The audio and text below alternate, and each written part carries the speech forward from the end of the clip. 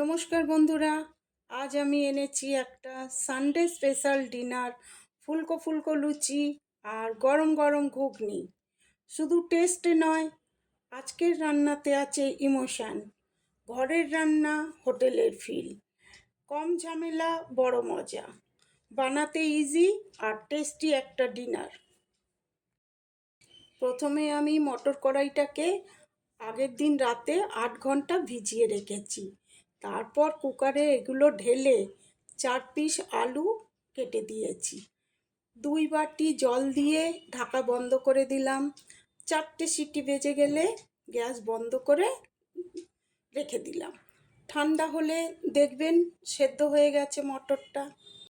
এবার 4 পিস আলু কাটাকে ম্যাশ করে ঘুগনির সাথে মিশিয়ে দিতে হবে। এবার 2টো পেঁয়াজকে কুচো করে রেখেছি।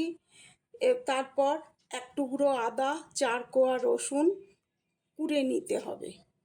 এবার কড়াই তেল দিয়ে তেল গরম হলে সেই কাটা পেঁয়াজটা দিয়ে নাড়তে থাকবো যতক্ষণ না পর্যন্ত ব্রাউন কালার হচ্ছে।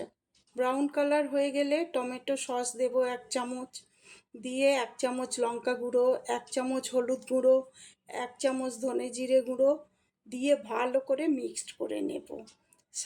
স্বাদ অনুসার লবণ দিয়ে নাড়তে থাকবো।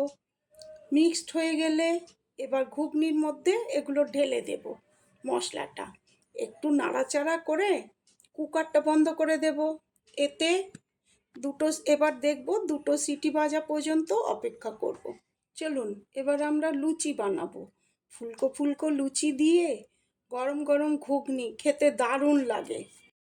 এবার আমরা গার্নিশের জন্য একটু কাঁচা লঙ্কা কুচি, একটু পেঁয়াজ কুচি, চাইলে একটু ধনেপাতাও দিতে পারি, আমার কাছে ছিল না তাই আমি দিইনি।